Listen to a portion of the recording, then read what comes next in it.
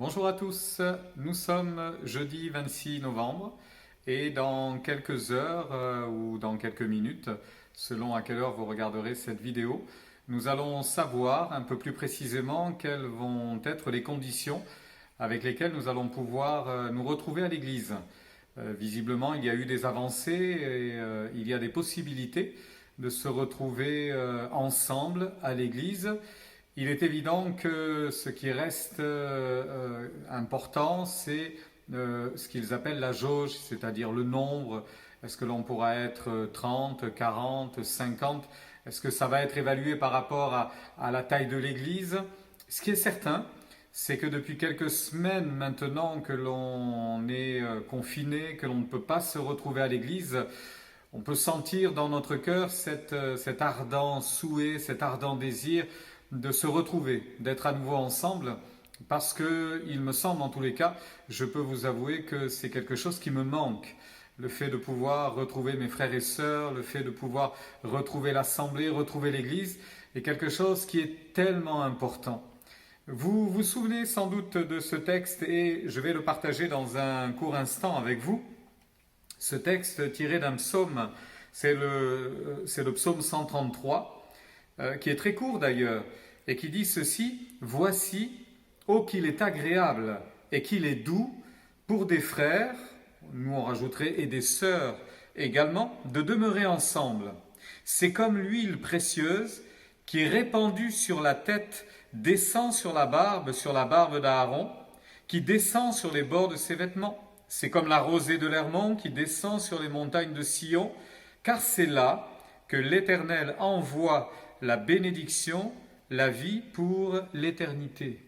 Qu'il est bon, qu'il est doux, qu'il est agréable pour des frères et sœurs, pour l'Église, de demeurer ensemble. Je ne vous apprendrai rien en vous rappelant que les relations familiales, internes dans les familles, sont quelquefois des relations qui peuvent être conflictuelles. Nous avons dans la Bible des exemples. Certains ont pu voyager ensemble sans difficulté, et puis d'autres ont eu de la difficulté à vivre ensemble. Je pense à des familles comme Jacob avec son beau-père Laban. À un moment donné, il y a eu conflit. Abraham et son neveu Lot, à un moment donné, il y a eu conflit. Et ces choses-là se sont répétées de tout temps.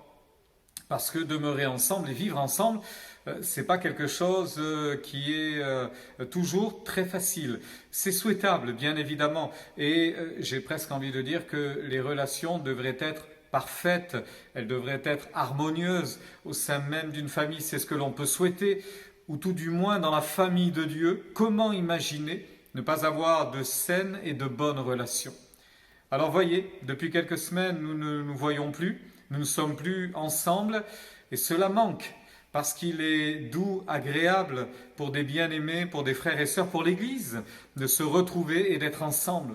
Quelle joie de partager des moments dans la prière, dans l'adoration, dans la louange, dans la méditation de la parole de Dieu, à différents moments, en semaine, le matin tôt, le soir, le dimanche. C'est tellement agréable. Alors on aspire à ce que la jauge soit bien largement ouverte et que l'on puisse se retrouver très rapidement. Il y a quelques années de cela, une sœur m'a offert un cadre que j'aimerais vous montrer et que je trouve particulièrement parlant. Regardez ce cadre comme il est intéressant. Je le trouve pas mal. Et d'ailleurs, il y avait une mention sur ce cadre pour une rentrée paisible. Et évidemment, ce cadre m'a été donné dans l'idée que le berger, c'est le pasteur de l'église et le troupeau, c'est l'église, les brebis qui sont là. J'avoue que j'envie sa situation et j'envie sa position. Dans ce sens que le meilleur endroit où je me trouve, c'est également là, au milieu de l'église, au milieu du troupeau, et pouvoir se reposer ainsi avec le troupeau tout à côté. Mais c'est extraordinaire.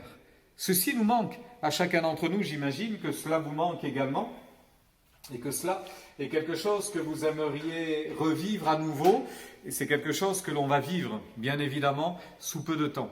J'en reviens à ce texte, qu'il est agréable pour des bien-aimés d'être ensemble. Vous avez vu la comparaison? On parle d'huile, on parle de rosée. J'ai envie de dire que derrière l'huile qui coule sur le sacrificateur, il y a cette onction qui vient d'en haut et qui se répand sur ses vêtements, qui porte ainsi le témoignage du service qui est rendu. On se souviendra du vêtement du souverain sacrificateur avec ces fameuses pierres enchâssées. On imagine l'huile couler sur ces pierres avec chacune le nom d'une tribu d'Israël. La bénédiction de Dieu, elle est pour l'Église, elle est pour ses enfants. Et quand nous sommes réunis, nous apprécions ce qui vient d'en haut et nous profitons de ce qui vient d'en haut. Et que dire de cette rosée qui est capable de faire refleurir un désert chaque matin avant que le soleil ne vienne sécher ces gouttelettes qui ont ensemencé la terre en un rien de temps. Il y a dans différents endroits du monde un spectacle extraordinaire où vous vous couchez le soir et le terrain autour de vous est complètement désertique. Et vous vous levez le matin et dès que la rosée s'est posée sur le sol et que les premiers rayons commencent à apparaître, c'est un tapis de fleurs incroyable. On se demande d'où elles sortent, mais comment elles sont arrivées là. L'eau a eu ce pouvoir finalement de rendre la vie à ce qui était caché. Il est évident, frères et sœurs, que nous serons tellement mieux à nouveau lorsque nous serons ensemble pour louer Dieu. Néanmoins, et pour l'instant, et parce que cela dure depuis quelques semaines, et si cela devait durer encore un moment, c'est pas évident, ça c'est quasiment sûr que l'on pourra se retrouver tous ensemble pour profiter de quelques moments de prière, de louange, de culte d'ici quelques mois, mais en attendant, il sera sans doute possible de nous réunir à quelques dizaines. Et à côté de cela, il y a tous les moyens techniques que l'on a à disposition, par le site internet, par les Zooms du mardi soir. On a des occasions d'être ensemble. Et ça, c'est quand même bien. D'ailleurs, je vais inventer un mot, si vous me le permettez.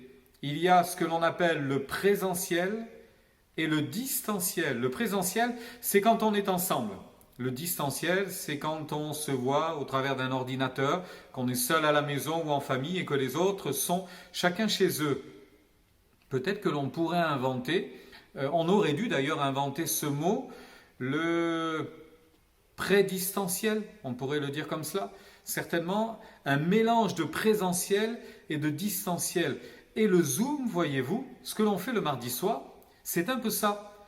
Parce qu'on est chacun chez soi, mais on voit nos frères et sœurs. Et on peut communiquer parce que c'est interactif, on peut parler les uns avec les autres.